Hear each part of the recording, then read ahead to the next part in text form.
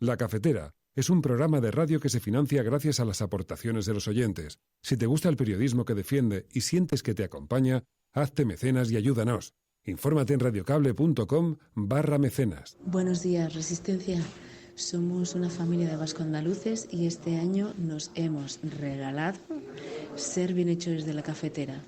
Lo hemos hecho porque nos merecemos estar informados en la verdad y aunque escuchando tengamos diferentes sentimientos, pues de alegría, sorpresa, esperanza, frustración, incluso enfado, tenemos que saber para hacer frente a las injusticias.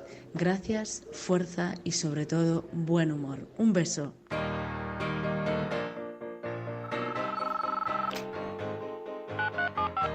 Son las 8:30 de la mañana. Las 7:30 en la Casa Museo de José Saramago, en Tías, Lanzarote. Buenos días, mundo. ¿Quieres un café? La Cafetera. Dirige Fernando Berlín.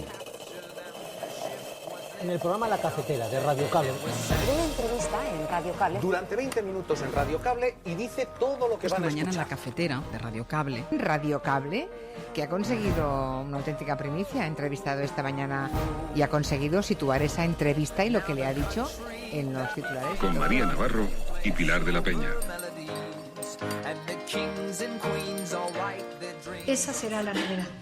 Dos partidos políticos que deciden arrostrar con la mayoría parlamentaria otro gobierno más para nuestro país. Seremos prudentes en la valentía y seremos firmes en lo que más importa, la defensa de la democracia y su mejora constante. Carmen, va a ser un honor trabajar junto a ti, trabajar con los compañeros y compañeras del Partido Socialista. Dijo el presidente del Gobierno, y me sumo a su consideración, que el próximo Gobierno va a tener muchas voces, pero solamente una palabra. Va a ser un Gobierno fuerte en el que los principios del compañerismo y del trabajo en equipo van a presidir un trabajo que va a ser difícil, pero que afrontamos con muchísima ilusión.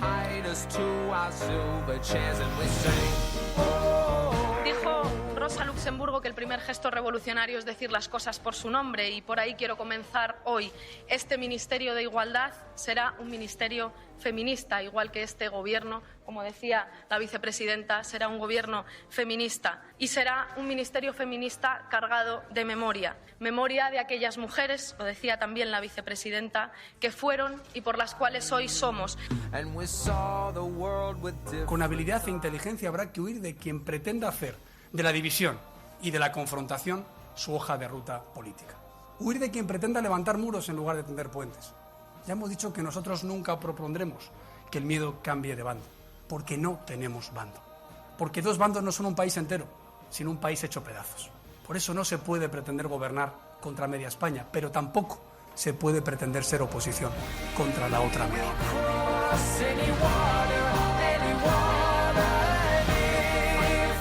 Non si sia deciso in merito a eventuali contestazioni. Gli onorevoli Comín y Oliveres y Puigdemont y Casamajó. Nosotros creemos que aquello de que Europa empieza en los Pirineos estaba superado. Ahora la inmunidad empieza en los Pirineos. Bueno, yo creo que es una descripción que coincide bastante con aquel eslogan funesto, Spain is different. No debe ser diferente. Well, first of all, I think it's been totally consistent. But here's what's been consistent. We killed Soleimani, the #1 terrorist in the world by every account. Bad person, killed a lot of Americans, killed a lot of people. Julian Assange is a publisher and a journalist.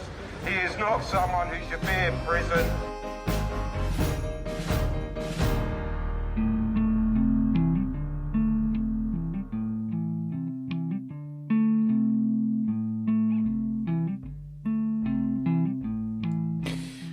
Buenos días, cafetera. ¡Qué escándalo! En este casino se juega. Hoy lo gritan tanto la derecha política como sus medios de comunicación. Y que nadie se engañe, no les parece mal que se instrumentalice la justicia, lo que les parece mal es no instrumentalizarla a ellos.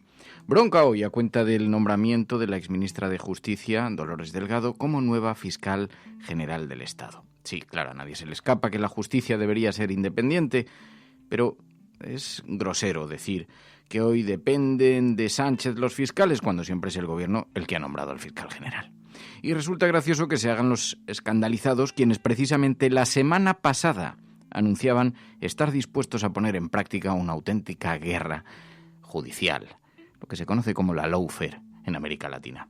Sí, son titulares de prensa. Casado advirtió la semana pasada de que no habría recurso, que el PP no iba a utilizar para frenar la pretensión de acabar con España. Vox dijo la semana pasada que se valdría de todas las herramientas legales, judiciales y cívicas para oponerse al proyecto antiespañol que quieren poner en marcha hace una semana. Así que mientras ellos pueden instrumentalizar la justicia, todo bien.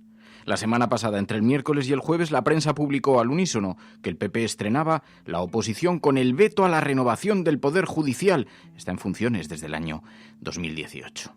Y, por cierto, ahora se impone una mayoría conservadora. ¿Les importaba entonces la independencia judicial? No, les importaba controlarla. ¿Alguien escuchó protestas de jueces, de fiscales? Escasas, porque eso por supuesto vale. Al fin y al cabo no es más que la derecha controlando la justicia y eso, como todo el mundo sabe, está permitido por designio divino. Así que no les parece mal que se instrumentalice la justicia. Lo que les parece muy mal es no hacerlo ellos. Y obviamente es una asignatura pendiente la de salvaguardar la independencia judicial, pero que lo griten los mismos que están descuartizando a Montesquieu en la mesa del salón no deja de ser irónico.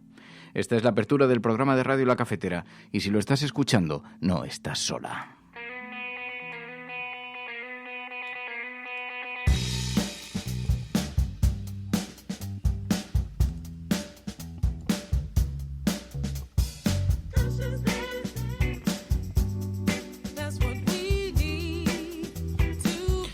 Así que la derecha había anunciado a bombo y platillo que iba a utilizar todos los mecanismos, todos los recursos legales para poner freno al gobierno, los legítimos, los que da igual que lo sean o no lo sean. Ahora eso sí, cuando alguien toma medidas y se vacuna, entonces todo es un escándalo. Hombre, el escándalo pudo ser el día que Pedro Sánchez dijo, ¿de quién depende la Fiscalía? Pues ya está.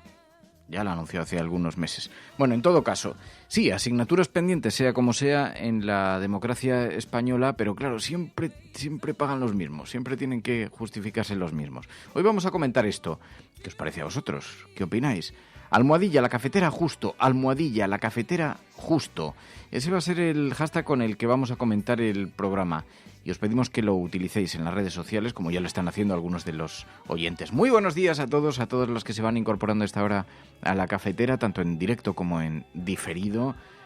Hoy una cafetera en la intimidad, hoy no está María ni Pilar, así que vamos a hacer una... Luego sí hablaremos de ecología y comentaremos la actualidad medioambiental con Juan López de Uralde, como hacemos todos los martes con el activista del ecologismo, Juan López de Uralde, que nos va a ayudar hoy a comprender un poquito mejor qué es lo que está ocurriendo en Australia. Hay una sucesión de incendios de gigantescas proporciones.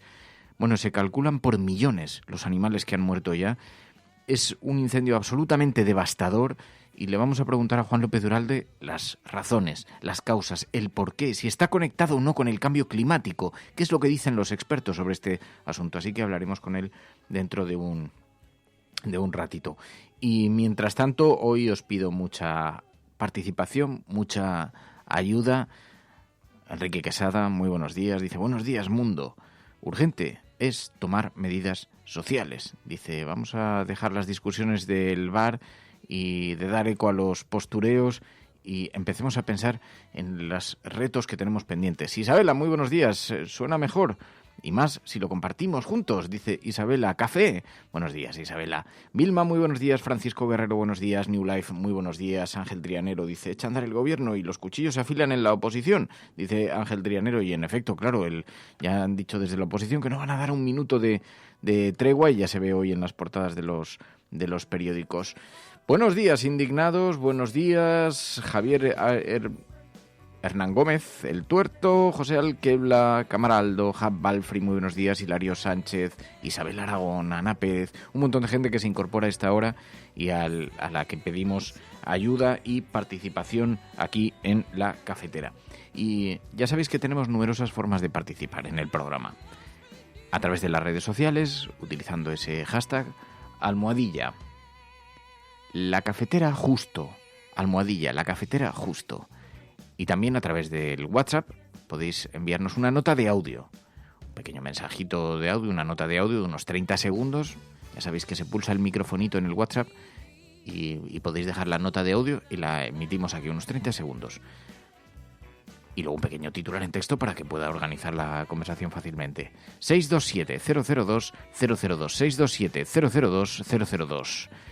Bueno, y si os parece analizamos la prensa. Martes 6 de noviembre.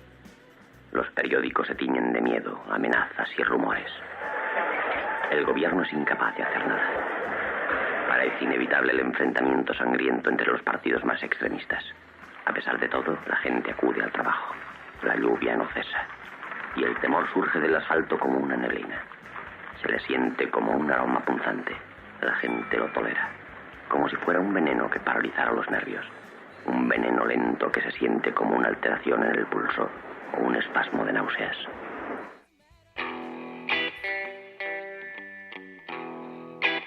Sí, es un pequeño fragmento que pertenece a la película El huevo de la serpiente. Es una película que analizamos aquí el año pasado, ¿os acordáis?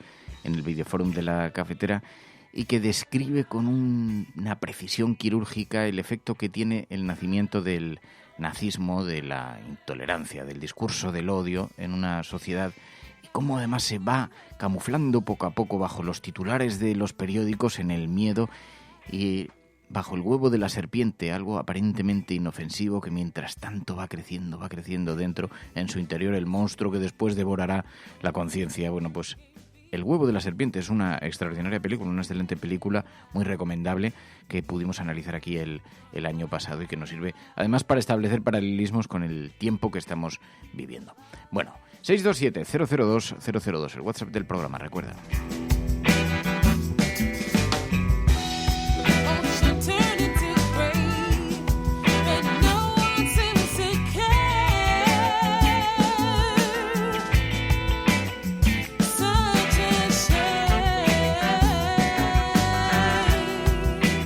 Bueno, y hoy en las portadas de los periódicos aludíamos a esta polémica que acompaña ya a la actualidad en España. Es verdad, estaba diciendo Aprendiz Nato, en España la noticia son 10 segundos y la reacción de la ultraderecha 90 segundos. En efecto, la reacción, pero también porque se hace oír con mucho altavoz hoy en las portadas de todos los periódicos.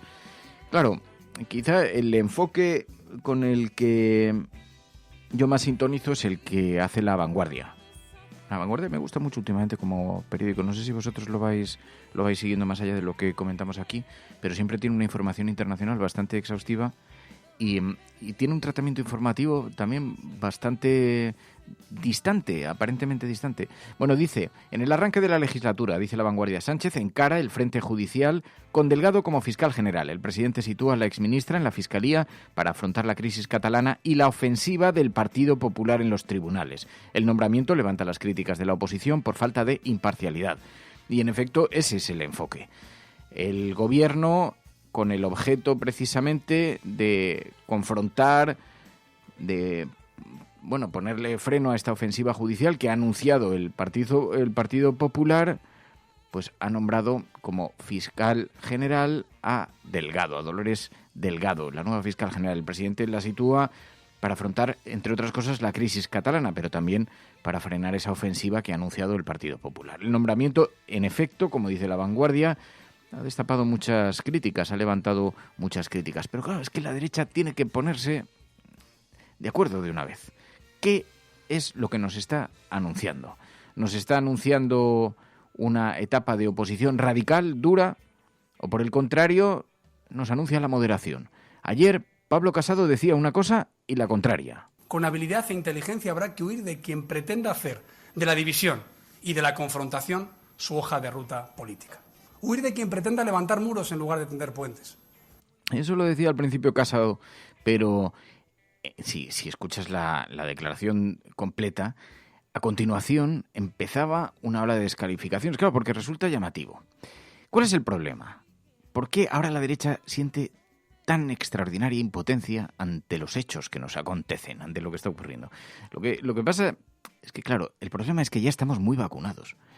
Cuando tú llamas felón a Pedro Sánchez por salir a pasear a la calle, ahora ya no le puedes llamar doble felón, por poner a la fiscal general. El problema es que el Partido Popular, la derecha, Vox, han sobreactuado tanto, con tanta dimensión, que se han pasado de frenada, que se han ido demasiado lejos, que se han echado al monte. Y ahora ya, ¿cómo describen la situación? Si antes Pedro Sánchez era un felón, un traidor, ¿qué estamos? ¿Ante un doble, triple felón, triple traidor?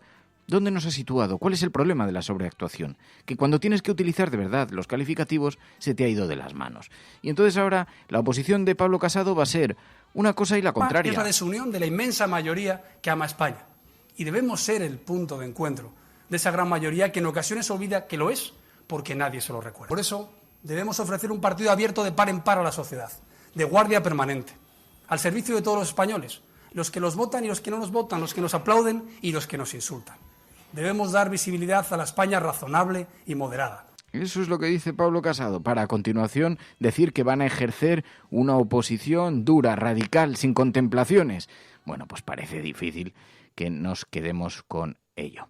Bien, esto en lo que se refiere a la portada de La Vanguardia. Hoy, en la portada del periódico El País, ola de críticas a Pedro Sánchez por elegir a Delgado para dirigir la Fiscalía. Para el periódico El País, la noticia no es la elección de la nueva fiscal general, sino la ola de críticas que ha desatado. La exministra de Justicia propuesta como fiscal general del Estado. El PP anuncia que recurrirá el nombramiento. Ciudadanos pide excluir a políticos del cargo. Las asociaciones de jueces y fiscales mayoritarias ponen en duda su imparcialidad. Como si el fiscal general del Estado hubiera sido imparcial en alguna ocasión, alguna vez en la historia de este país. Y no digo que estuviera bien, digo que lo que no es una novedad. En el primer día del nuevo gobierno de coalición, Pedro Sánchez recibió ayer una ola de críticas tras proponer a Dolores Delgado, ministra de Justicia en el gabinete saliente, como fiscal general del Estado, dice el periódico El País. La propuesta, vista por sus críticos como un intento de tener un mayor control sobre la Fiscalía en una etapa muy sensible para el procés, fue descalificada con dureza por la oposición y por las asociaciones mayoritarias de fiscales y jueces de signo conservador. Claro, lo que sería sorprendente es que las asociaciones mayoritarias de fiscales y jueces de signo conservador estuvieran aplaudiendo una sola decisión del gobierno de Pedro Sánchez.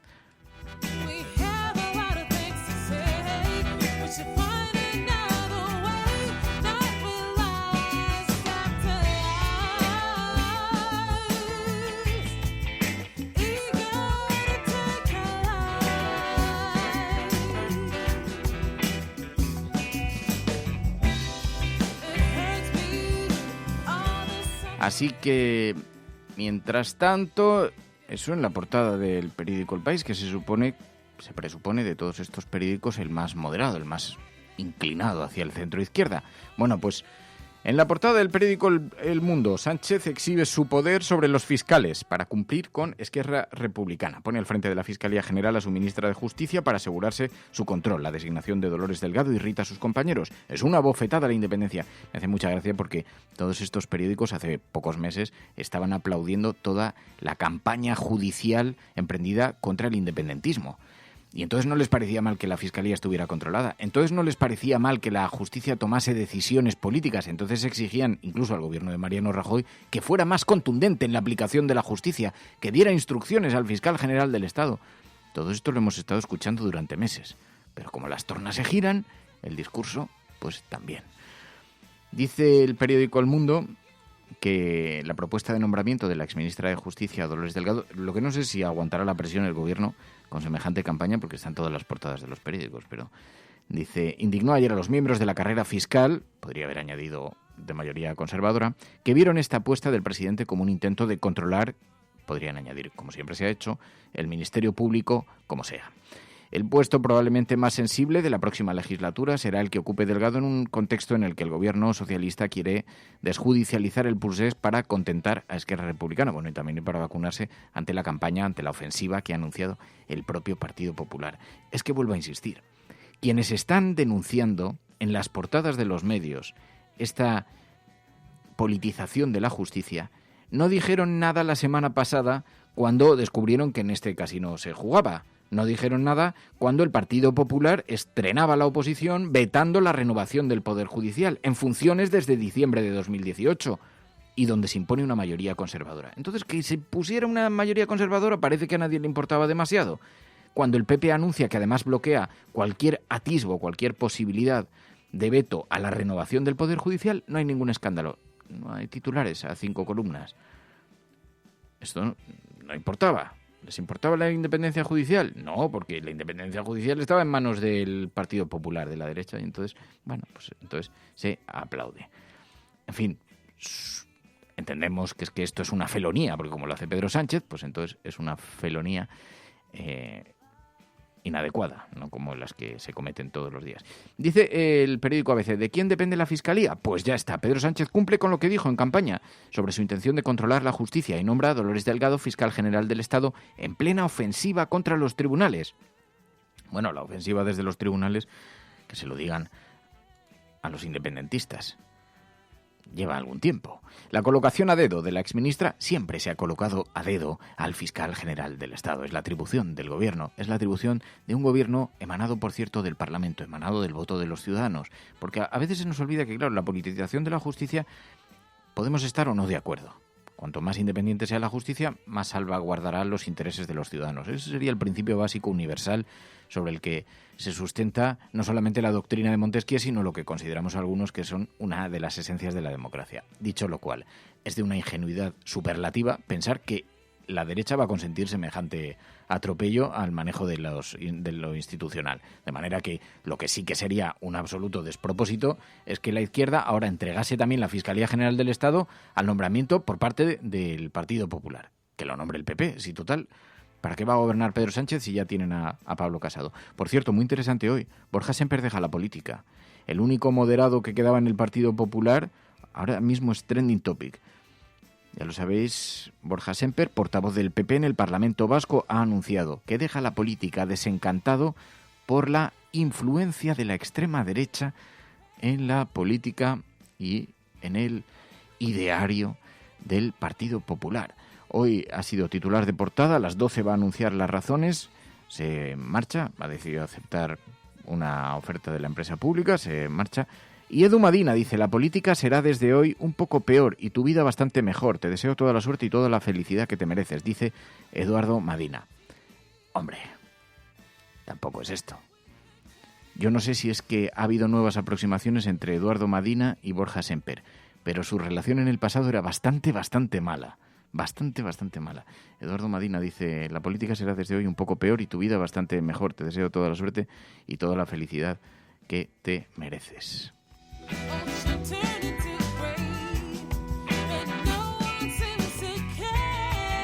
Bueno, lo puedo contar a estas alturas de la película. Hace algún tiempo estaba organizando unos debates para la revista Cuo. Eran unos debates entre internautas. Y entonces elegía 2 perfiles, un perfil de izquierdas y un perfil de derechas. Y entonces pensé en 2 perfiles es que me ha llamado mucho la atención, por eso me quedo un segundo planeando sobre esto, pero no quiero hacer una afirmación que no esté avalada por un dato que conozco. No vaya a ser que luego alguien escuchando el programa, el propio Edu Madina, me diga esto no es cierto. Y entonces se me ocurrió, me pareció que era una buena idea, colocar a Borja Sémper y a Eduardo Madina confrontando, hablando sobre Euskadi y sobre el País Vasco. Y entonces Eduardo Madina me dijo que lo hacía, pero que no pusiera a Borja Sémper de contrincante. Esto fue hace ya unos cuantos años, esto no es de ahora, pero igual han cambiado mucho las tornas, pero me llama la atención, supongo que es política, que la política es así. Entonces le pregunté cuál era la razón y parece que las tensiones entre ellos pues eran bastante intensas.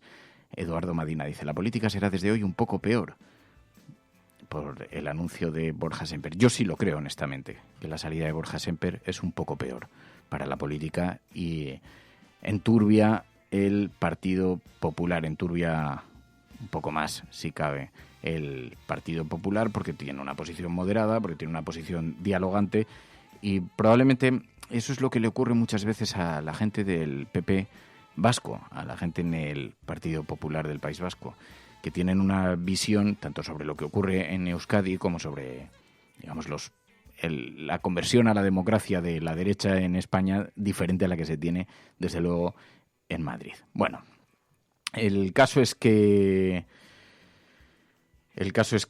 hoy en los titulares, y además está trending topic ahora mismo, Borja Sémper, la salida de Borja Sémper abandona la portavocía del PP en el Parlamento Vasco. y bueno, parece que su camino está enfocado a, no lo sé, alguna empresa privada, alguna multinacional o algo así, me parece haber leído en el periódico El País. En todo caso, no está en la portada de los periódicos impresos, y no lo vemos porque se ha producido esta misma mañana. De lo que sí se habla mucho es de la Fiscalía General del Estado. Así que en el ABC, ¿de quién depende la Fiscalía? Pues ya está, Sánchez exhibe su poder sobre los fiscales para cumplir con la Esquerra Republicana en el ABC. Y en La Razón, los fiscales denuncian la designación de Delgado. Nos quieren maniatar en el procés, dice La Razón. La ministra de Justicia será la nueva fiscal general en un hecho sin precedentes que ataca la independencia. Bueno, el nombramiento, claro, es verdad que lo que no se había nombrado era una ministra, pero siempre se habían nombrado fiscales generales a las órdenes del gobierno. Y de hecho, ahora es que nos va a resultar, a mí lo que me llama la atención es que provoque tanto ataque sin precedentes al Poder Judicial. La propuesta de Dolores Delgado se anunció ayer antes de que hiciera el traspaso de cartera, dice en la portada de La Razón. Pues sí, en efecto, ya sabíamos que iba a ser una legislatura difícil y lo que sí que parece es que, bueno, el gobierno ha decidido confrontar frontalmente a la judicialización que había anunciado el Partido Popular que haría. Vuelvo a insistir, para que si alguien se está incorporando a esta hora, que no se le olvide. Casado advirtió la semana pasada de que no habría recurso legal que el Partido Popular no iba a utilizar para frenar la pretensión de acabar con España. Habían anunciado una ofensiva judicial. Vox aseguró la semana pasada que se valdría de todas las herramientas legales, judiciales y cívicas para oponerse al proyecto antiespañol. La misma semana pasada, la prensa publicó al unísono que el PP estrenaba la oposición con el veto a la renovación del Poder Judicial, que está en funciones desde diciembre de 2018, donde ahora se impone la mayoría conservadora. Bueno, tenía que ser renovado y el PP inauguró su etapa de oposición diciendo que vetaban cualquier renovación, que preferían que siguieran manos conservadoras, que no se iba a renovar el Poder Judicial. Entonces no parecía un ataque a la separación de poderes. Entonces a todo el mundo le parecía muy bien. Ni una crítica en los grandes periódicos. Bueno, pues lo que sí que parece es que ahora el Partido Socialista en el gobierno ha decidido contraatacar y ha nombrado de vicepresidenta de fiscal general a la exministra Dolores Delgado. Ayer se produjeron momentos muy icónicos también, porque ayer tomaron posesión los ministerios, los ministros y las ministras de este país. Y claro, ¿qué vueltas da la vida? ¿Quién nos iba a decir?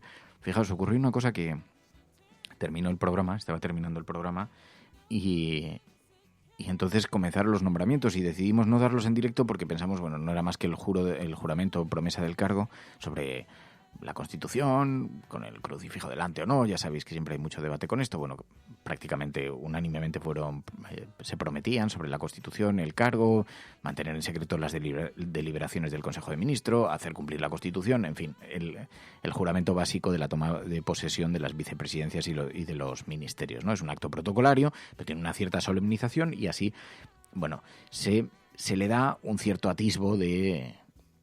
Hay quien dice, vaya teatralización, pero no deja de ser una forma de solemnizar la democracia. Pues, ¿quién nos iba a decir que veríamos a Iglesias, a Irene Montero, tomando posesión del cargo como vicepresidente, como ministra? Y es que en un año en este país pueden pasar tantas cosas.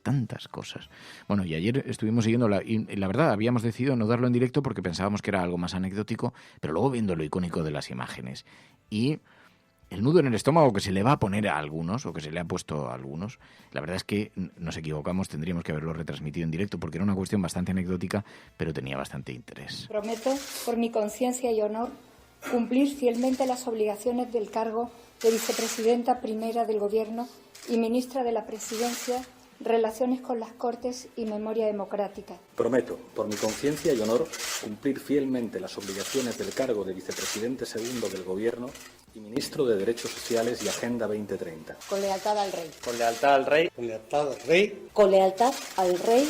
Guardar y hacer guardar la Constitución como norma fundamental del Estado. Así como mantener el secreto de las deliberaciones del Consejo de Ministros.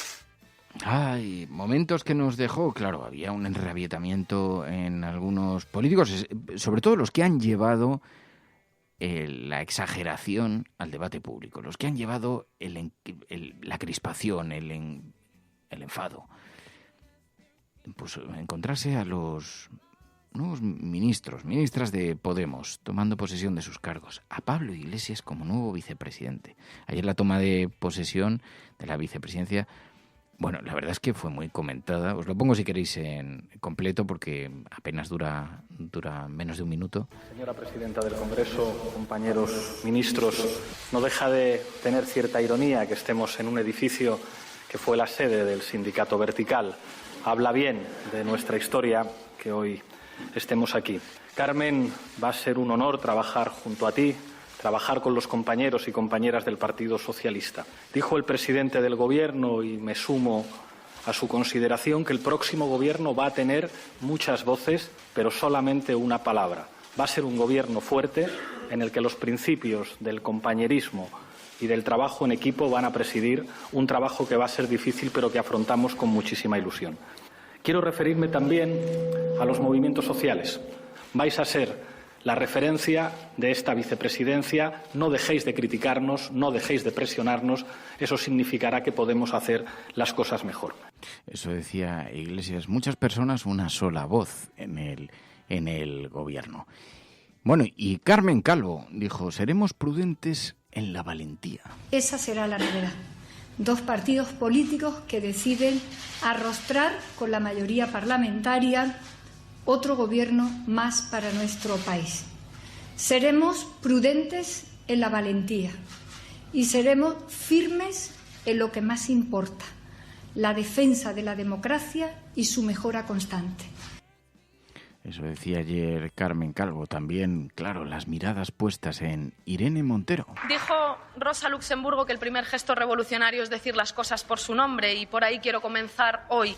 Este Ministerio de Igualdad será un ministerio feminista, igual que este Gobierno, como decía la vicepresidenta, será un Gobierno feminista. Y será un ministerio feminista cargado de memoria. Memoria de aquellas mujeres, lo decía también la vicepresidenta, que fueron y por las cuales hoy somos esas mujeres del porvenir de Concepción Arenal, como fue Federica Montseny, de la que mañana se cumple el aniversario de su fallecimiento, la primera ministra que tuvo nuestro país en la Segunda República y que ya entonces defendía el derecho a una ley del aborto y el derecho de las mujeres a abortar, como Clara Campoamor y como otras tantas que desde su deseo de ayudar a la República conquistaron la democracia en nuestro país. Bueno, pues, y mientras tanto la polémica también acompaña a este Gobierno porque Puigdemont, desde el Europarlamento, criticó tener inmunidad en el resto de Europa, menos en España. Es que ayer el Parlamento Europeo, el presidente ni más ni menos del Parlamento Europeo, daba la bienvenida a Puigdemont y a Comín. O non si sia deciso in merito a eventuali contestazioni. Gli onorevoli Comín y Oliveres e Puigdemont y Casamajó siedono con pieni diritti nel Parlamento. Y Puigdemont denunciaba esa inmunidad en el resto de Europa. Nosotros creemos que aquello de que Europa empieza en los Pirineos estaba superado. Ahora la inmunidad empieza en los Pirineos. Bueno, yo creo que es una descripción que coincide bastante con aquel eslogan funesto, Spain is different. No debe ser diferente, caramba. El derecho europeo es derecho también español. Y por tanto, si tenemos inmunidad, ¿cómo se nos reconoce? Porque si no, no nos pedirían el suplicatorio. El suplicatorio consiste en pedir que se levante la inmunidad. Para pedir que se levante algo tienen que haber reconocido que la tienes. No es compatible pedir el suplicatorio, reconocer el suplicatorio, la inmunidad en el conjunto de la Unión Europea, pero no en España, donde pesa aún una orden de detención.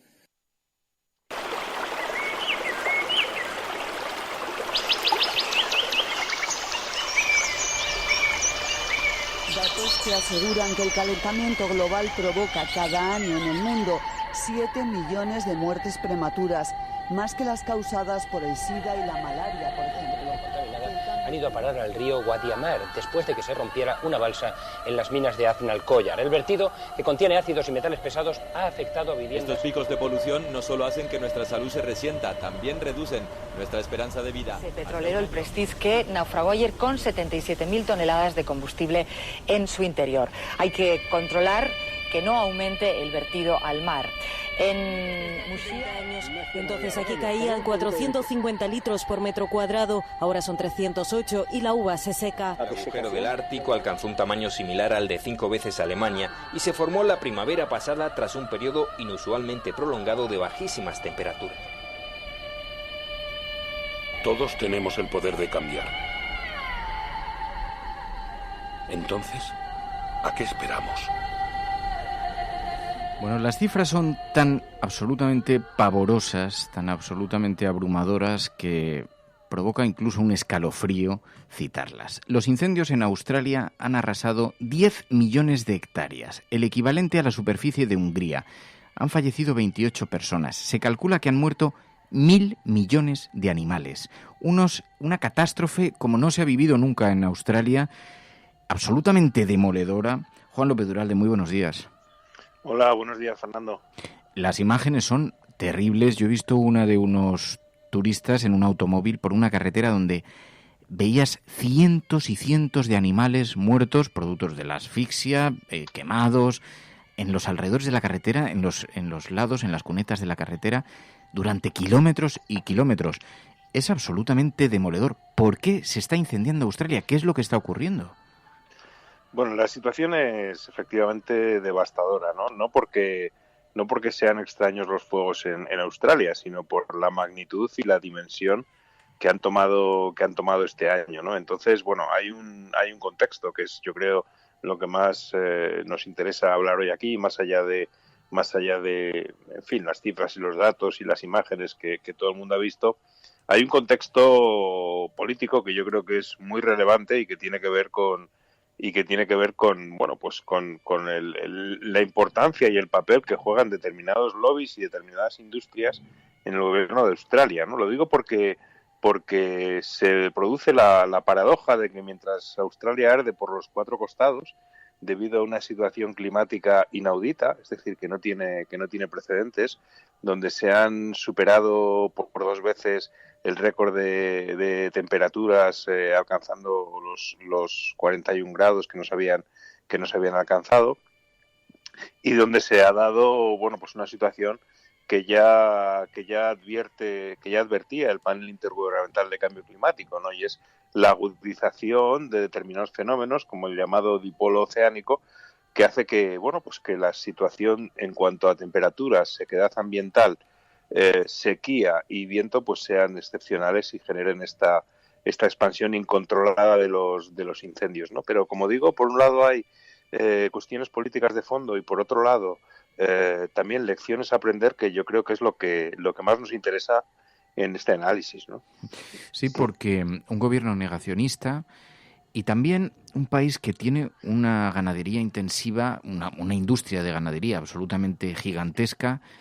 Y claro, el ecologismo lleva años advirtiendo de que el cambio climático lo que iba a ser profundizar mucho más cuando los incendios, estaríamos hablando de grandes incendios, las tormentas de grandes tormentas, es decir, se iban a enfatizar mucho más las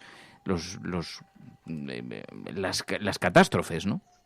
Exacto, el cambio climático lo que hace fundamentalmente es agudizar situaciones que ya se producían, pero claro, en la medida en que las condiciones van siendo más extremas, pues el carácter de la tragedia es muchísimo mayor, que es lo que está pasando en Australia, ¿no? Realmente el problema de fondo es que en Australia el gobierno no es negacionista por casualidad, es decir, el hecho de que Scott Morrison, el primer ministro, en medio de la crisis de los incendios, de la mayor crisis en la historia de Australia, se vaya de vacaciones a Hawái, no es una casualidad, es un hecho que tiene que ver con el papel que la industria del carbón juega en ese país, ¿no? Australia, por hacernos una idea, es el primer exportador o el segundo, depende de los años, del mundo de carbón. El 70% de su energía procede del carbón y el lobby del carbón pone y quita gobiernos. Esto hace que la actitud de los sucesivos gobiernos de Australia con respecto al cambio climático sea de un negacionismo alineado con Trump, con Bolsonaro, etcétera, ¿no? Hasta el punto de que determinadas iniciativas que a lo largo de la historia reciente de Australia se han puesto en marcha para mitigar de alguna manera las políticas que agudizan el cambio climático, pues han sido empujados fuera, han sido echados por la propia industria, ¿no? El caso en el año 2010 del laborista Kevin Rudd, que intentó poner un impuesto a la minería y directamente la industria se lo cargó, pero no solo en el caso del laborismo, sino que en 2018 un primer ministro conservador quiso poner en marcha un plan para impulsar las energías renovables y también le echaron. Y no hay que olvidar que también en esto juegan un papel los medios de comunicación y en concreto el magnate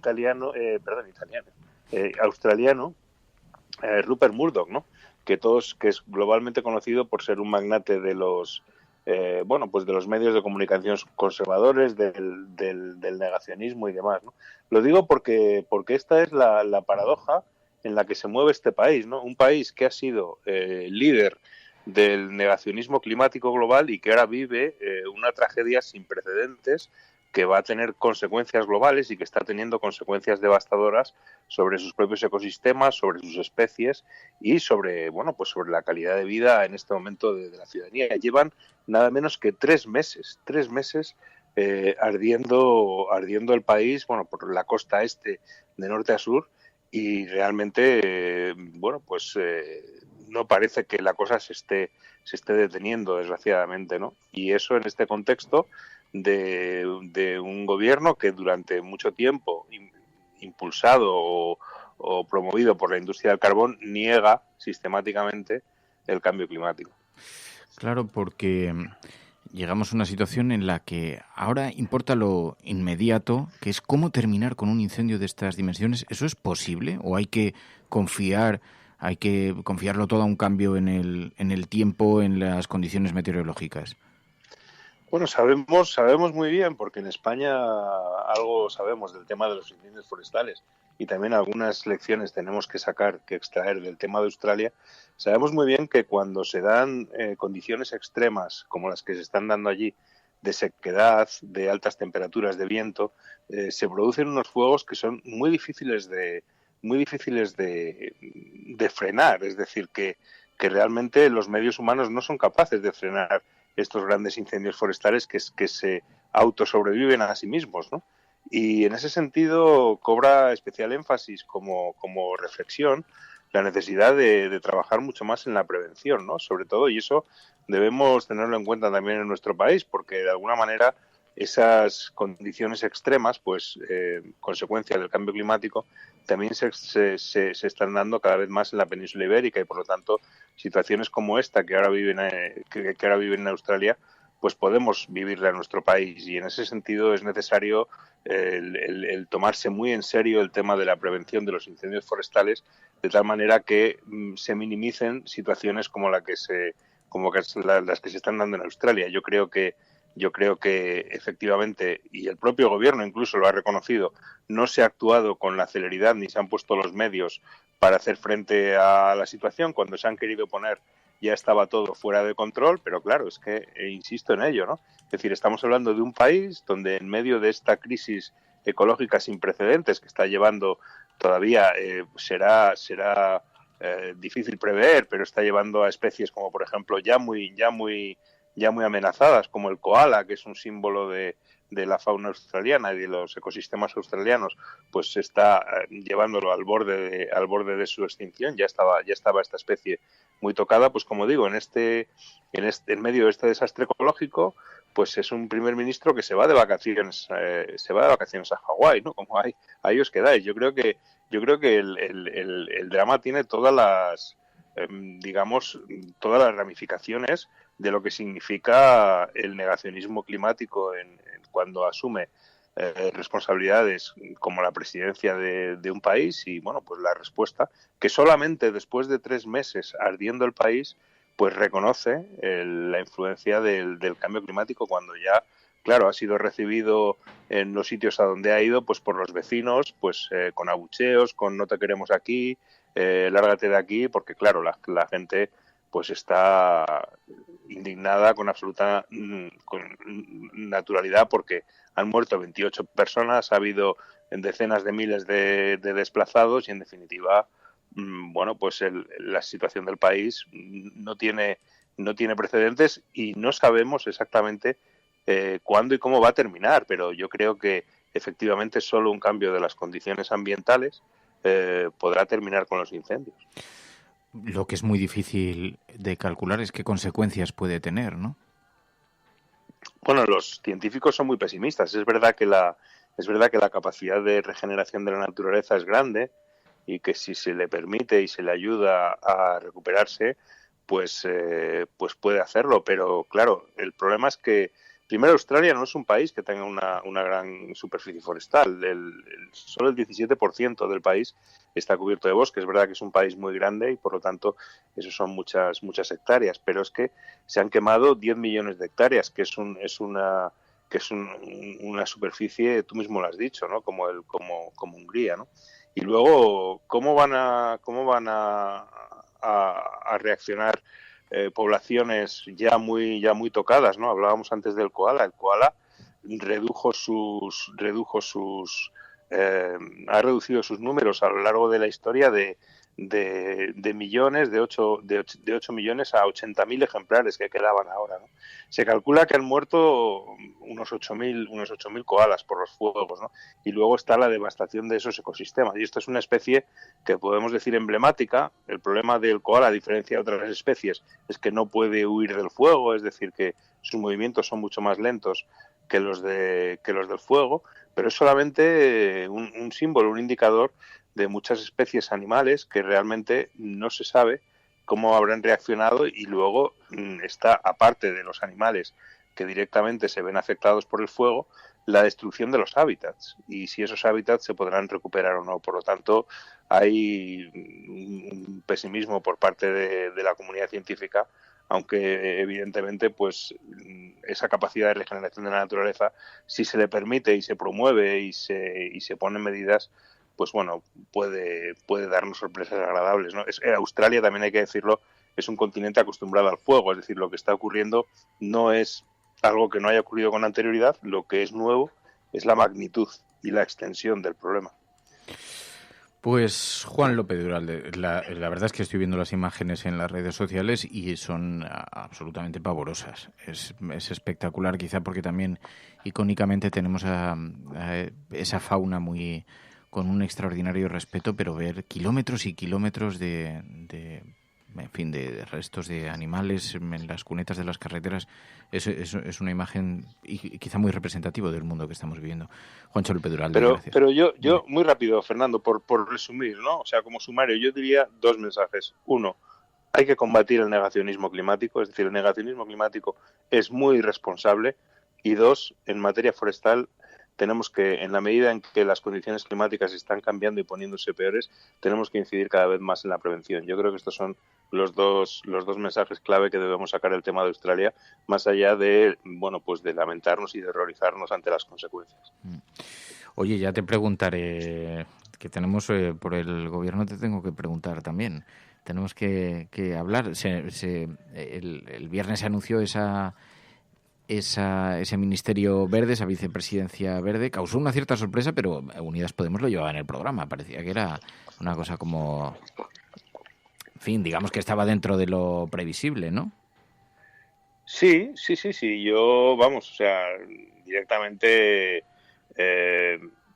a pesar de que estaban con toda la rumorología, etcétera, pero no sé si lo viste, yo mandé un tuit felicitando a Teresa Rivera y diciendo que, bueno, que es normal que la vicepresidencia, que un tema como la transición ecológica, pues ocupe una vicepresidencia por la sencilla razón de que afecta transversalmente a muchísimos ministerios, ¿no? Es decir, que prácticamente no habrá una acción de gobierno que no se vea afectada por la transición ecológica, ¿no? Entonces, en ese sentido, pues es esperable y es normal. Otra cosa es si se había comunicado o no se había comunicado esa cuarta vicepresidencia, en fin, el tema de las formas, ¿no? Pero que esa vicepresidencia exista, a mí me parece que es natural. Oye, la Agenda 2030, que es una de las responsabilidades que va a tener Iglesias en la vicepresidencia, la Agenda 2030 son los objetivos marcados por Naciones Unidas para la sostenibilidad y en ellas implica una agenda muy potente en materia, unos compromisos supuestamente fuertes en materia de medio ambiente, ¿no? De lucha contra el cambio climático. De medio ambiente, que yo creo que es clave en la Agenda 2030, porque sin éxito contra el cambio climático no se podrá tener éxito en los otros aspectos, como por ejemplo la erradicación de la pobreza, el acceso universal al agua, el acceso a la energía, la mayor igualdad. Es decir, la Agenda 2030 es la agenda más ambiciosa y la mayor agenda global, digamos, para mejorar el mundo, ¿no?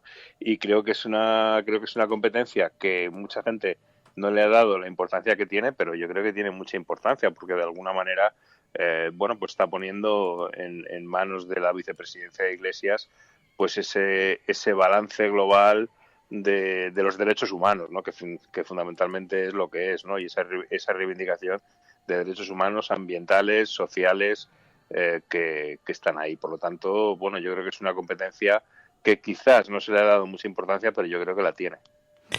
Pues Juan López Duralde. Juancho, muchísimas gracias. Como siempre, cuídate mucho. Un abrazo. Gracias, Fernando. Un abrazo.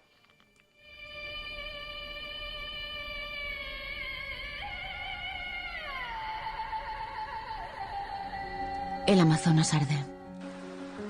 El Ártico se derrite. Las temperaturas suben. Las sequías se intensifican y aumentan las tormentas e inundaciones. Es posible que pienses que estas cosas suceden lejos o que no te afectarán, aunque la realidad se empeña en indicar todo lo contrario. También es posible que, como yo, estés muy preocupada, deprimida, angustiada y no sepas muy bien qué hacer. No es fácil. El desafío es gigante y algunas personas aún actúan como si nada estuviera sucediendo. Quizás has cambiado tus patrones de consumo, o tu dieta, o tu medio de transporte. Y eso está muy bien. Pero de la misma manera que dependemos del planeta para sobrevivir, también dependemos las unas de las otras. Y solo colaborando entre nosotras podemos frenar la catástrofe. Es uniéndonos y pasando a la acción que podemos reclamar los cambios que queremos y construir un futuro habitable para todo el mundo. A veces, una pequeña acción, repetida por mucha gente, puede generar una fuerza que mueva montañas. Únete al movimiento global que está despertando. Cambiemos el sistema, no el clima.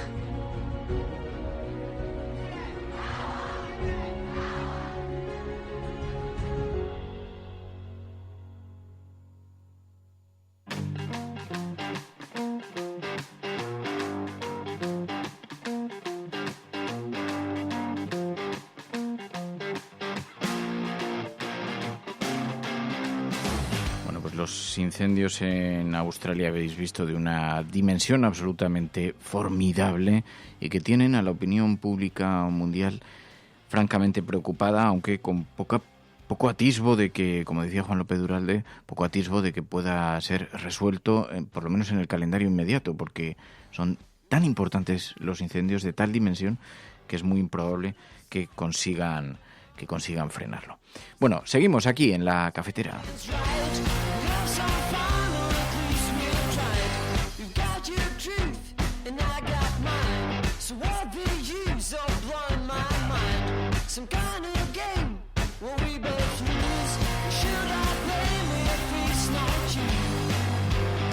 Bueno, y se ha hablado mucho en las últimas horas, esto ya es una anécdota, pero me vais a permitir que hagamos una pequeña alusión. Es una anécdota, pero en realidad no lo es. Revela algo mucho más profundo que lo anecdótico. Resulta que hay una presentadora de televisión muy conocida en España, llamada Mariló Montero. Presentó durante bastante tiempo en televisión española un programa matinal de cierta influencia y, en fin, de cierto reconocimiento, aunque sus momentos al frente de ese programa fueron sistemáticamente trending topic. Digamos que no estamos ante la persona más ingeniosa que ha dado la televisión pública en nuestro país, pero es que resulta que Mariló Montero ayer fue entrevistada por un periodista en un programa de 4 Televisión. Es un presentador, por Risto Mejide, que es un presentador también ciertamente polémico, que ha presentado algunos programas de espectáculo y, bueno, ahora presenta un programa donde se analizan asuntos políticos. Lo digo porque hay gente de fuera de España escuchándonos para que entienda un poquito el contexto de las personas. Bueno, Risto Mejide hace algunas entrevistas políticas y una de las entrevistas que hizo fue a Mariló Montero. Y entonces sucedió lo siguiente. Sabéis que Pablo Iglesias y Alberto Garzón, cuando prometieron su cargo de ministros ayer, llevaban una pequeña insignia en la solapa, un triángulo rojo invertido. Es un símbolo que utilizaban aquellas personas con los que eran marcadas algunas personas en los campos de concentración nazis. Eran marcados con este símbolo por su ideología. Lo llevaban los comunistas, lo llevaban los socialdemócratas alemanes, lo llevaban todos los prisioneros políticos, entre ellos los miembros de la Resistencia. También 2.000 resistentes españoles lo llevaban. Es un símbolo extraordinariamente icónico que representa, pues eso, la resistencia frente al nazismo, la rebeldía. Y ayer Pablo Iglesias se colocó ese pequeño símbolo en la solapa. Y a Mariló Montero no le pareció bien. Y no le pareció bien con estos argumentos. Y ahora resulta que este hombre ha ido hoy a jurar con un triángulo aquí en la solapa antifascista que representa a los políticos que sí estaban en los campos de concentración. Risto, habéis hecho un vídeo con los de Vox haciendo la alegoría de que vuelve la Reconquista. Habéis estado haciendo la reproducción de que con Vox se vuelve a la Reconquista. Se incentiva mucho el miedo social. A ver si hacemos un vídeo de ese pin que llevaban los que estaban en el campo de concentración, asesinados y matados. Creo que no es ni para bromear, pero es que Pablo Iglesias y Garzón han ido con ese pin en la solapa. Además de comprarse una chaqueta nueva, han tenido el tiempo y la premeditación de ver qué me pongo mañana. Y se han puesto para hoy, en que ha sido nombrado oficialmente ante el rey de España vicepresidente del gobierno español, un pin antifascista. Es premeditado, yo creo que no ha comprado la chaqueta con el pin puesto. ¿Pero por qué te parece tan escandaloso que...? Porque además de lo que tiene que leer oficialmente es, hombre, imagínate... Antifascistas, pues es extrema izquierda, o sea, es una rebeldía que él, sin poder hablar, porque pues, me imagino que estarán acogiéndose a esos 5 folios en los que dicen tú no puedes decir nada, y se está acogiendo a lo que dice Pedro Sánchez solamente, ¿no? O sea, somos muchas voces, o muchos discursos y una sola voz. Ha dicho lo mismo, le he visto contenido a Pablo Iglesias en sus declaraciones ante la prensa en ese momento. Pero son símbolos que hablan gravemente. Si hay extrema derecha en España, hay extrema izquierda. Y todo lo que había blanqueado en su trabajo de ascensión hacia el gobierno se ha delatado hoy mismo que es extrema izquierda lo que está gobernando con Pedro Sánchez. ¿Pero tú crees que hacía alusión a algún partido español? O sea, pues sí, podría ser simplemente... No, yo no estoy haciendo más interpretación que el símbolo que significa... Los presos comunistas en... Cuando tú vas a hacer una toma de posesión de un cargo, que creo que es un acto muy serio, hay que respetar mucho las formas. Bueno, no vamos a hacer escarnio con las palabras de esta mujer porque se retratan por sí solas, digamos que su capacidad no es la que... Pero sí que quiero hacer una pequeña alusión porque probablemente puede que haya algún cuñado hoy en vuestra oficina que os saque este asunto y lo coloque sobre la mesa, porque estos programas terminan teniendo una cierta influencia. Es por eso por lo que no tengo ningún interés en hacer de altavoz de los discursos de la extrema derecha. Lo que pasa es que conviene contestar a ciertas cosas porque da herramientas a otras personas que nos están escuchando a esta hora, por si acaso algún cuñado le sale con el mismo argumento. Por eso la razón de comentarlo. Y Carlos Hernández, que es periodista, que ha escrito sobre los campos de concentración nazi, se ha especializado, ha escrito varios libros sobre esto, en los campos de concentración de Franco, los últimos españoles de Mauthausen, deportado 4443. Ha escrito un hilo en Twitter que es muy recomendable hoy analizar, porque denuncia Carlos Hernández la ignorancia tan gigantesca que demuestra gente como Mariló Montero y otros tantos cuñados que están riéndole las gracias en Twitter. La ignorancia al hablar del triángulo rojo invertido. En los campos nazis no solamente lo llevaban los comunistas y los socialdemócratas alemanes, los llevaban todos los prisioneros políticos, entre ellos los miembros de la Resistencia. También 2.000 resistentes españoles lo portaron. Fue el símbolo de la lucha contra el fascismo. Todos los héroes franceses de la Resistencia lo llevaron en Dachau, en Buchenwald, también nuestros héroes españoles, aún no reconocidos por nuestro Estado, y dice Virgilio Peña, por ejemplo, recuerda Carlos Hernández, o Neus Catalá, recientemente fallecida, que combatió a los nazis en España, después en Francia y acabó también en otro campo de concentración. También Vicente García Riestra, que murió el año pasado, un luchador asturiano, miembro de la Resistencia en Francia, que fue capturado por la Gestapo y enviado también al infierno de otro campo de concentración.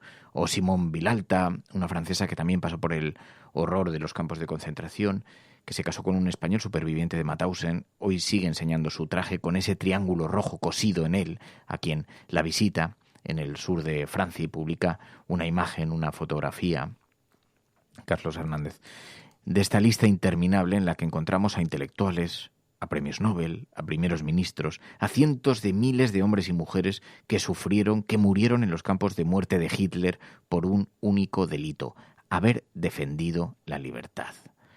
Y dice, respeto, por favor, dice Carlos Hernández. Pero claro, esta mujer que confunde llevar un triángulo rojo invertido, que además tiene la osadía en televisión de tratar de profundizar sobre un asunto que ni siquiera alcanza a comprender, pero que ni siquiera alcanza a dar el significado correcto, que tiene la osadía de hacer esto, pues merece ser contestada. Pero merece ser contestada sobre todo porque muy probablemente habrá quien haya escuchado esto y todavía no sepa qué significa y todavía crea que no es más que una forma de retar a la corona, a la monarquía o cualquier otra cosa grotesca que se le haya ocurrido a esta mujer. Esto es La Cafetera. Si lo estás escuchando, no estás sola.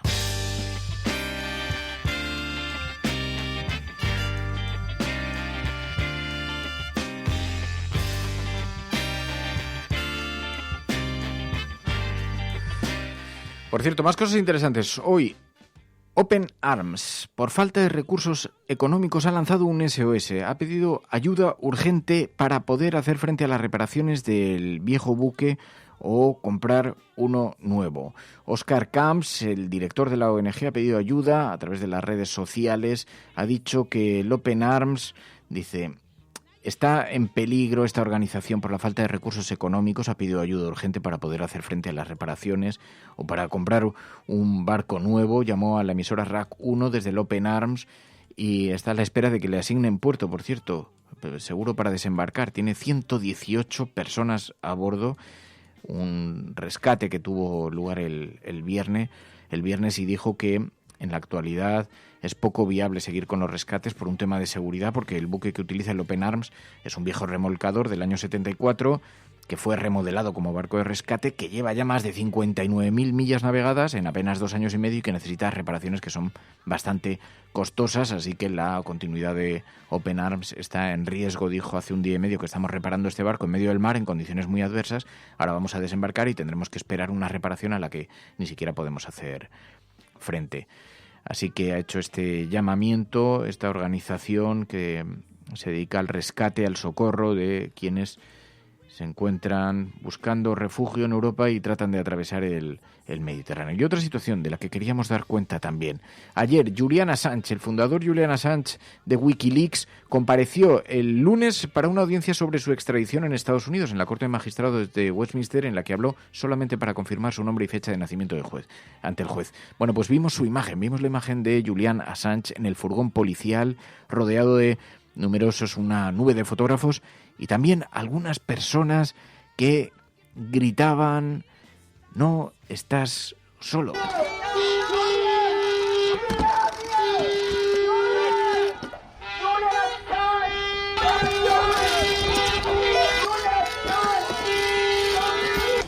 Julian, stay strong. Stay strong, Julian. We're fighting for you. We won't let them do it to you. We won't let them do this to you. Stay strong.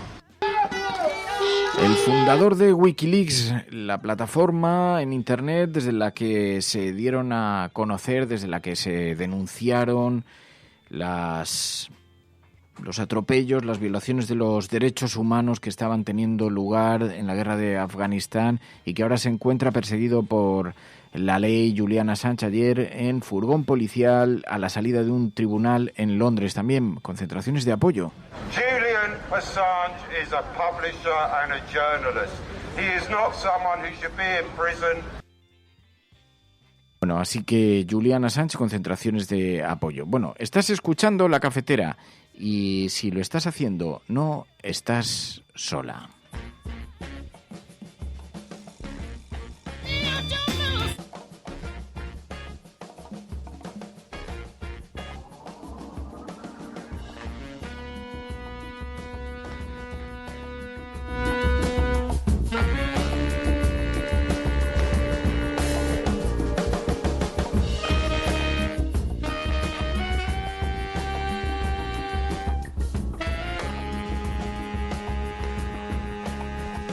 Bueno, pues ya sabéis que de martes a jueves conectamos en este programa con Carne Cruda. Javier Gallego, muy buenos días. Buenos días, ¿cómo estamos? ¿Qué de la tiempo estamos viviendo, señor primer ministro del Gobierno de coalición? ¿Qué tiempos estamos viviendo? ¿Quién te iba a decir a ti que verías a Iglesias como vicepresidente jurando su cargo, prometiendo su cargo, a Irene Montero? ¿Qué te pareció la imagen? Bueno, sorprendente, claro, porque nunca esperamos que esto pudiera suceder. No solo él, sino también creo que Alberto Garzón, jurando lealtad al rey, al ciudadano Borbón, como le ha llamado habitualmente, siguiendo la fórmula protocolaria, como de otra forma tampoco podía ser. En fin, sorprendente, estimulante, creo que esperanzador, pese a las muchas dudas e inquietudes que observo a mi alrededor, tanto izquierda como derecha, respecto a este gobierno. Habrá que darles al menos esos 100 días de cortesía, pero es sorprendente porque al final lo que tenemos en un Consejo de Ministros y Ministras es a activistas que vienen del 15M, es a un partido surgido de ese movimiento de las plazas, a los ministros del Partido Comunista o Izquierda Unida, en fin, algo que no veíamos en democracia y que no se ha visto en este país desde la Segunda República. Yo creo que hay que insistir en la barrera tanto histórica como simbólica que se ha roto, porque estamos hablando de que los rojos, aquellos temidos rojos, aquellos odiados rojos, han llegado a un gobierno de coalición en el que pues van a tener un poder ejecutivo, y eso es algo que no esperábamos. Se ha roto esa barrera psicológica, simbólica, histórica de la Segunda República, pero también yo creo que la del 15M, ¿no? Que se le dijo primero que éramos unos golpistas y que se formara un partido si se quería hacer política, y se hizo un partido, en parte con una congregación de muchos ciudadanos que no venían de la política, que se sumaron al movimiento y entraron en un Podemos, y ahora ese partido tiene una vicepresidencia y tiene una ministra, tiene otras 3 ministros, Unidas Podemos, porque al final todo eso dio lugar a una enorme congregación de partidos y de formaciones que hoy están en un gobierno el más a la izquierda que hemos tenido en toda la democracia. Así que, en fin, sorprendente y emocionante. Pero mira, me ha gustado mucho tu editorial, el artículo Todo va a salir mal que publicabas en el diario.es y creo que lo llevas hoy en el editorial en Carne Cruda. Todo va a salir mal. La derecha incendiaria. Y luego haces una alusión, no te van a faltar hoy amigos. La derecha incendiaria y la izquierda ceniza coinciden. Todo va a salir mal, porque si algo saliera bien, ¿de qué se iban a quejar algunos? Los golpistas del pasado llaman golpistas a los demócratas en el presente. Y claro, dices, a quien tiene que contentar este gobierno no es a sus enemigos ni a los mercados, sino a quienes lo necesitan y le han votado. Porque hoy lo estábamos viendo, te doy la razón, porque observando las críticas que ha despertado el nombramiento de la nueva fiscal general del Estado, la exministra Dolores Delgado, han sido brutales, y lo han criticado los mismos que la semana pasada anunciaban que iban a vetar la renovación del Consejo General del Poder Judicial. Así que claro, la ofensiva va a ser brutal. Claro, yo no digo que no tenga que haber independencia en la justicia, pero que la reclamen quienes están bloqueando la independencia de la justicia, pues es una característica del país. Yo en Twitter al tuit que había publicado Pablo Casado digo, estamos capacitados para hacer esa crítica todos, menos precisamente usted y su partido, que son quienes más mano han metido en la judicatura. Evidentemente yo no estoy de acuerdo con el nombramiento, creo que no es estética ni éticamente una buena decisión por parte de Pedro Sánchez pasar directamente a la ministra de Justicia al frente de la Fiscalía General del Estado, pero quienes le están criticando a veces no tienen legitimidad para hacerlo. Sí creo que lo tenemos los ciudadanos, sí creo que lo tienen aquellos partidos que están reclamando regeneración, entre otros Unidas Podemos, que ahora mismo está en el gobierno y que quizá debería decirle al presidente que este tipo de gestos pues no son los más favorables para generar un buen clima. Pero evidentemente da igual lo que haga Pedro Sánchez, a la derecha y a la extrema derecha la va a tener enfrente. Esa ultraderecha que se ha lanzado al monte, como la cabra que tira al monte, yo decía en el artículo la cabra de la Legión en su caso, y que es seguida por Partido Popular y por Ciudadanos, que bueno, que si siguen subiendo muy alto, pues más libre y grande será la caída. Y entonces, bueno, eso va a suceder, es decir, tanto los mercados como Bruselas van a presionar, la oposición va a hacerlo, aunque Pablo Casado ahora diga que ellos van a hacer una oposición constructiva y moderada. Así que es verdad que Pedro Sánchez no tiene que pensar en ningún momento en ellos. Tiene que pensar en las personas que lo necesitan, eso es lo primero y fundamental, y también en las personas que le han votado y le apoyan, porque al final tú gobiernas para toda la gente, pero con el programa que ha votado tu gente. Es decir, con la forma de entender la política y la solución de los problemas que han ofrecido, que han votado, que han conseguido que llegue al gobierno tus votantes. Es a ellos a quienes te debes. Por supuesto, a toda la sociedad y fundamentalmente a las personas que están más necesitadas. Entonces va a tener a los ultras detrás con el hacha y con el mazo dando.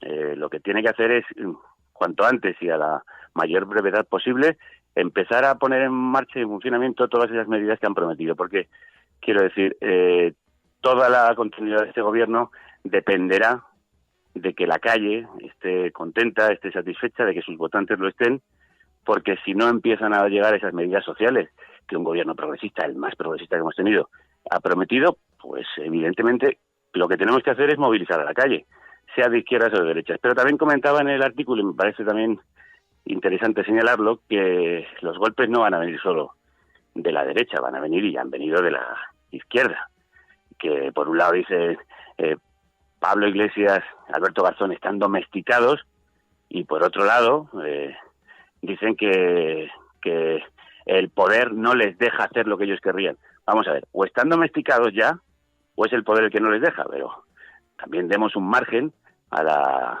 maniobra que puedan tener dentro de ese gobierno. Evidentemente que ha habido que cambiar las formas y que ha habido que cambiar, porque la política real lo obliga, pues ciertos comportamientos. Pero yo creo que habría que dar un plazo tanto a los ministros y ministras del PSOE como a los de Unidas Podemos, a ver qué son de qué son capaces de hacer. Y a partir de ahí empezamos a jugar. Evidentemente nosotros como periodistas y como ciudadanos tenemos que seguir vigilantes, aunque seamos afines a la ideología del nuevo gobierno. Pero démosle un margen de actuación. Ya hoy han anunciado la subida de las pensiones, intentando acercarla a lo que se supone que va a ser la subida de los precios en este año. Y a partir de ahí, pues esperamos la subida del salario mínimo interprofesional, la derogación, si no de toda, de gran parte de la reforma laboral y luego la implementación de medidas sociales que vayan hacia los más vulnerables, que son muchos, porque recordemos que la crisis ha dejado un reguero de víctimas que no se han recuperado todavía y que todavía necesitan intentar encontrar, aunque sea un mínimo de estabilidad y un nivel de vida que ahora mismo está muy lejos de lo que teníamos antes de 2008. Recordemos ya hace más de 12 años del estallido de la crisis. Y en eso se tiene que fijar, y en eso se tiene que concentrar el gobierno sin dilación ninguna. El nombramiento de la Fiscal General del Estado se pone a sí mismo una piedra en el camino, aunque me parece que, en fin, la sorteará, pero que, como creo que han dicho varios analistas, y he escuchado esta mañana a Iñaki Gabilondo decir, pues es innecesario ponerte más obstáculos de los que ya te van a poner, y este es uno de ellos. No es que la exministra no tenga un currículum de prestigio, que lo tiene, es una persona perfectamente capacitada para ese puesto, y no es la única, todas han sido las fiscalías del Estado nombrados por el gobierno, pero también es verdad que nunca se haya producido un paso directo del Ministerio a la Fiscalía. También hay que entender que en el contexto en el que estamos, con el pacto con Esquerra Republicana, que genera enormes inquietudes, esto se ve como un nombramiento de pues un peón al que dirigir para todas las maniobras judiciales que pueda derivarse del proceso catalán. En este caso también no son muy halagüeñas las palabras que dijo Pedro Sánchez en una entrevista en Radio Nacional, cuando venía a insinuar que la Fiscalía en manos de quién está. Después se arrepintió, pero ya lo dijo, ¿no? Parece que considera el presidente del gobierno que la Fiscalía debe estar en manos del gobierno, y la Fiscalía se llama General del Estado, no General del Gobierno. Y esto creo que hay que exigírselo también a los gobiernos de izquierdas. Estaría muy bien que hubiera una reforma en el Poder Judicial, de todo el Poder Judicial, porque también los conservadores que lo reclaman son los que más han afinado las fiscalías y los tribunales, y yo creo que esa regeneración que se está pidiendo en esta segunda transición estaría bien que se concretase en normas que permitan la independencia del Poder Judicial de los otros poderes. Claro, porque la ironía radica en que están pidiendo esa independencia judicial quienes afinaban la Fiscalía, que tiene su ironía, ¿no? Pero, oye, hoy en todo caso, vais a hablar de esto, vais a hablar también con Teruel, ¿existe? Sí, con Tomás Guitarte. Bien, nos gusta. Nos parece que, mira... No, porque es de allí, además... de mi tierra. Yo soy de allí, de su tierra, vamos. Anda, pues mira, no recordaba, es verdad que lo has contado alguna vez. Pues sí, Teruel existe, y además se ha puesto en el punto de mira porque esta confederación o esta congregación de ciudadanos que se presentó a las elecciones y que ha conseguido un diputado en las Cortes del Parlamento, pues ha puesto sobre la mesa que hay zonas, no es la única, pero hay zonas que están muy abandonadas. Es España vaciada, que no vacía, es decir, es España que tiene gente con mucho talento y que se esfuerza por salir adelante, pero que no aparece en el mapa político y en la agenda mediática, y afortunadamente ellos lo han puesto ahí. También les han puesto en el punto de mira por haber apoyado este gobierno de coalición que ha pactado con la pluralidad de las nacionalidades de nuestro país y ha sufrido enormes amenazas. El diputado en Cortes, Tomás Guitarte, a quien vamos a entrevistar hoy, amenazas serias, le han obligado a llevar escolta y a sufrir no pocas imprecaciones en la calle, precisamente por hacer algo que en fin, que es la democracia, es otorgar el voto a un gobierno legítimo, legítimamente elegido en las urnas. Entonces, bueno, vamos a hablar de todo eso, de las presiones que ha sufrido, de las amenazas que ha sufrido, pero también de los problemas que tiene Teruel y de cómo su apoyo al gobierno puede conseguir una cierta visibilidad para su zona, para su región, para su ciudad y para los turolenses. También creo que hay que destacar que este mismo fin de semana se intentaba manifestar en Teruel y en otras muchas ciudades la ultraderecha y tenía un auténtico fracaso. Apenas unos pocos manifestantes en todas las convocatorias, y parece que España existe, como decían en el lema de la manifestación, Teruel existe, pero Vox, por lo menos en la calle, hoy existe un poco menos, aunque siga existiendo con fuerza en el Parlamento. Pero en fin, nos congratulamos del fracaso de estas manifestaciones preventivas, además, que hace la ultraderecha, porque manifestarse contra un gobierno cuando ese gobierno no ha empezado a gobernar, pues no deja de ser más que una algarada a la que ellos nos tienen tan acostumbrados. Yo decía en el artículo, como bien citabas, que los golpistas del pasado llaman hoy a los demócratas golpistas. Una verdadera paradoja que, en fin, no nos debe hacer olvidar que partidos como Vox provienen de ese oscuro pasado en el que a golpe militar se echaba abajo un gobierno democrático como era el de la República. Hoy estamos justamente 80 años después de la caída de ese régimen, de la República, después de esa guerra civil tan desgraciada, y parece que estas fuerzas herederas de aquellos golpistas no tienen ahora mismo ningún complejo en cometer esa paradoja histórica que es llamar golpistas a los demócratas, mientras ellos en realidad están intentando hacer una especie de golpe simbólico negando la legitimidad de un gobierno democrático. Pues Javier Gallego, Carne Cruda, ahora te escuchamos. Gracias, Javi. Nada, lo mismo te digo. Por cierto, que íbamos a empezar con la carta de una oyente que, entre otras cosas, me agradecía haber llegado a través de Carne Cruda a la cafetera de Fernando Berlín y compañía, y de María, que nos deseaba muchísima suerte y larga vida al gobierno de coalición. Y lo mismo que hay oyentes que llegan por esa vía, ocurre al revés. También recibimos cartas de oyentes que llegan a través de la cafetera a Carne Cruda, o sea que no podemos más que felicitarnos porque este gobierno de coalición está funcionando y nos está dando frutos a ambos. Así que mando un abrazo a todos los que escucháis. Gracias, Javi. Abrazo fuerte, cuídate. Abrazo fuerte, compañero.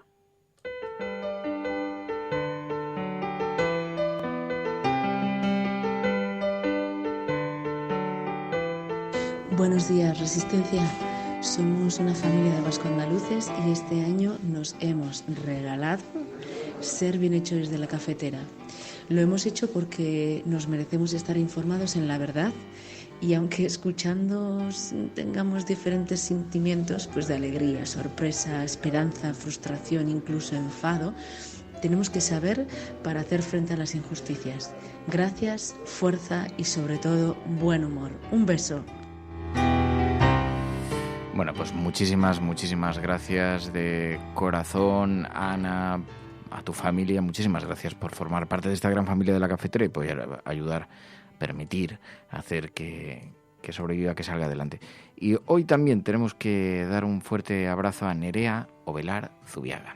Le han regalado una suscripción a la cafetera y habíamos dicho, además, la suscripción va a implicar que siempre les enviemos un abrazo muy fuerte. Ha sido gracias a la iniciativa de Alicia Rodríguez y le ha regalado a Nerea Ovelar una suscripción anual. Pues muchísimas gracias también por ayudar, por contribuir a que este programa siga adelante. Bueno, nosotros nos marchamos, mañana volvemos, mañana con más, mañana hablaremos, ya sabéis, de ciencia y también en ese nuevo espacio sobre innovación que hemos abierto en la cafetera con Pepe Romero, con José Romero. Hablaremos de innovación, de futuro, de cómo está cambiando el mundo a la velocidad a la que lo está haciendo. Y lo haremos aquí, además de analizar la actualidad, como hacemos siempre, la sobremesa cafetera y así con normalidad la agenda de la cafetera y también la prensa internacional, los medios de comunicación y las noticias internacionales.